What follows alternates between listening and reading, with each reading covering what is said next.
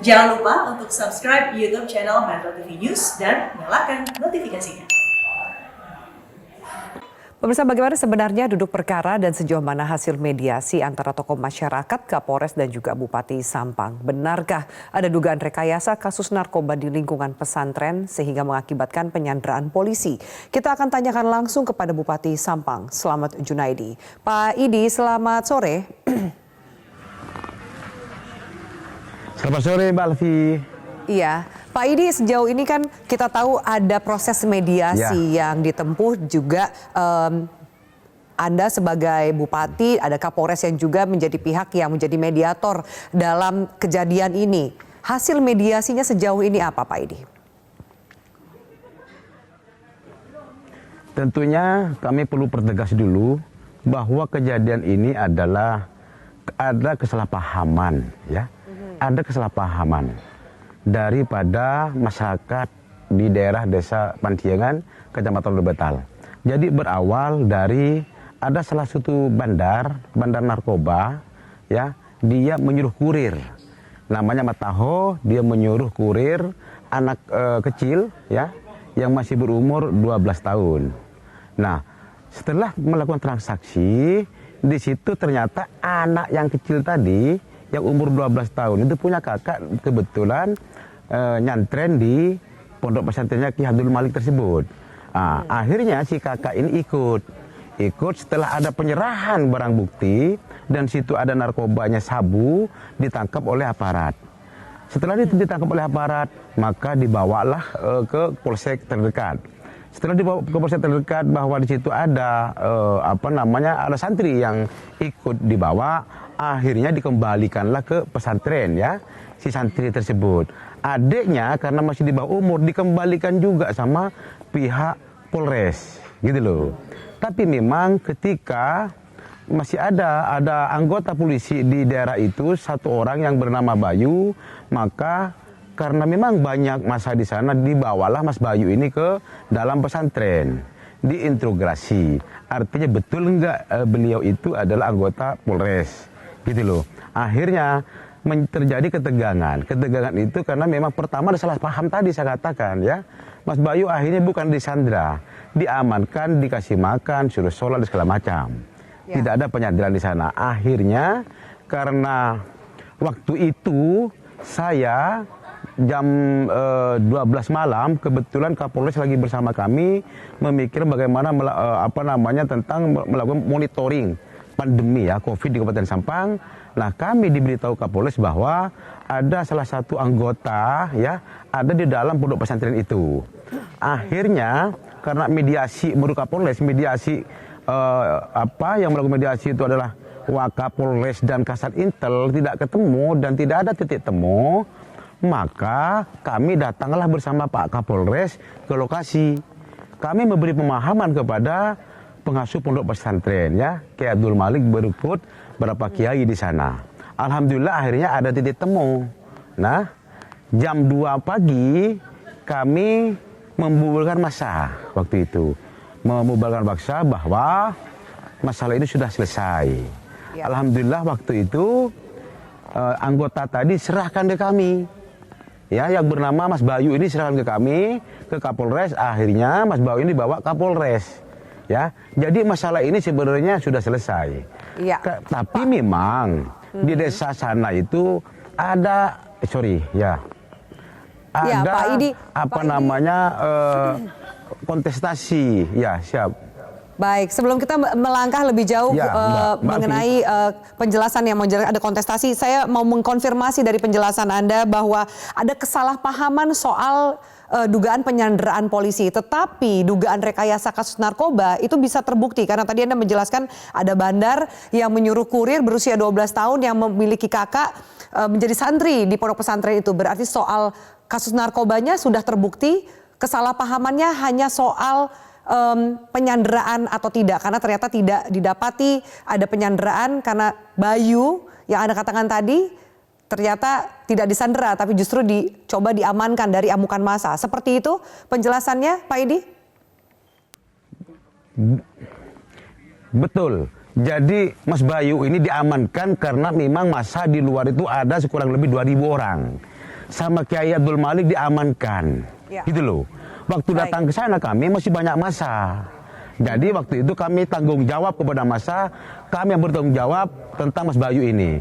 Akhirnya kami bawa, ya. Pak Idi, kami mohon bawa maaf Mas ini ada Bayu delay kami sedikit. serahkan ke Kapolres. Pak Idi, kita harus jeda sejenak supaya penjelasan Bapak tidak terpotong. Kita akan jeda kembali, nanti Bapak bisa jelaskan lebih jauh soal kontestasi apa yang Anda maksud yang terjadi di wilayah tersebut. Kita lanjutkan sesaat lagi. Kami masih terhubung dengan Slamet Junaidi, Bupati Sampang. Pak Idi, kita bisa lanjutkan dialog ini. Tadi sebelum jeda Anda mengatakan sebenarnya juga ada suasana kontestasi di sana. Suasana apa Pak yang sehingga bisa memicu kemarahan dari warga sekitar?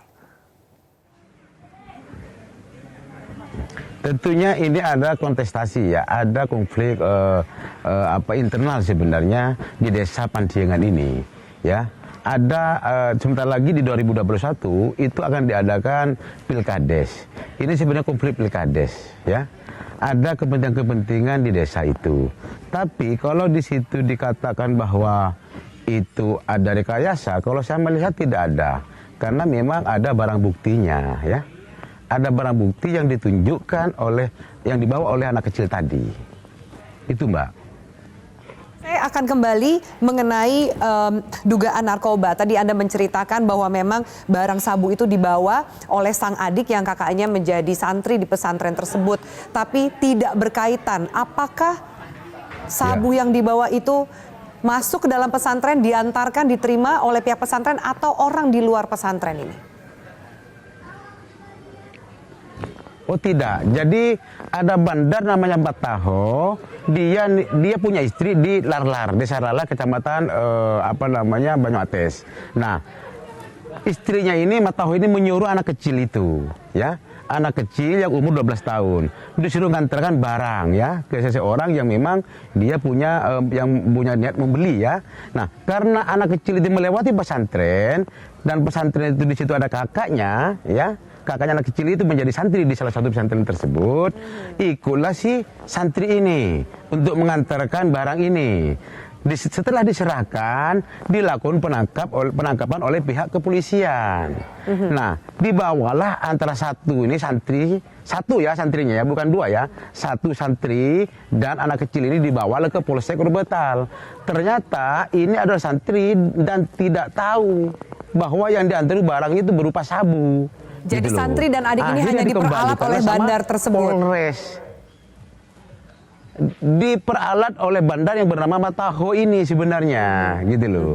Ya, kalau bukan diantarkan ke pesantren, tapi diantarkan di satu lokasi yang kurang lebih dia jaraknya 1 kilo.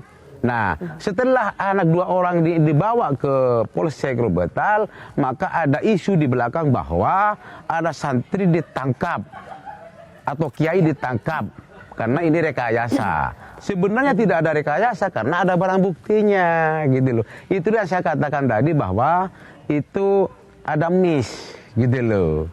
Ada kesalahpahaman. Setelah kami datang ke sana mediasi, semuanya clear dan nggak ada masalah. Jadi situasi gitu. saat Malam ini itu kondusif juga kita sudah kembali normal di sana, Pak? Sangat normal. Saya katakan sangat normal, alhamdulillah tidak ada masalah, tidak ada gejolak, ya.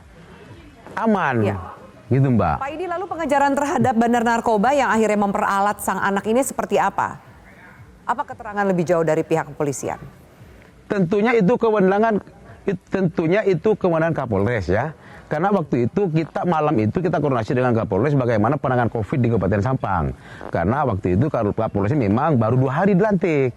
Baru 2 hari menjabat. Kita koordinasi ke depan bagaimana untuk penanganan COVID. Nah, di jam 12 malam ada informasi bahwa di situ ada penyanderaan. Itu loh masalahnya. Gitu.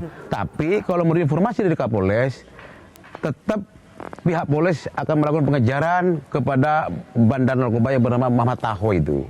Itu Mbak. Baik. Ya. Dan ketika situasi sudah kondusif berarti tidak ada pelaporan dari pihak manapun termasuk mungkin pihak pesantren yang merasa dirugikan? Oh tidak ada. Tidak ada. Kita berdamai karena kami antara pesantren dengan Polres juga sudah ada kesepakatan bahwa itu tidak masalah sebenarnya. Ya. Tapi karena memang ada miss tadi, ya aman di Sampang, aman. Ya. Malah kita melakukan komunikasi dengan para ulama ya, semua ulama di Kabupaten Sampang, 10 ulama di Madura, kita komunikasi bahwa di situ tidak ada penggembosan atau pergerakan kita untuk melakukan sabotase atau yang lain di pondok pesantren. Kami semua menghargai pesantren ya. Tapi di luar itu karena itu kasus hukum, ya kita selesaikan ya narkobanya gitu loh. Baik, kita harapkan ya Pak situasi sana bisa terjalin dengan kondusif dan pengejaran terhadap bandar narkoba bisa dilakukan dengan cepat dari pihak kepolisian. Terima kasih banyak Pak Aidi, Bupati Sampang atas waktu dan keterangannya di Prime Time News.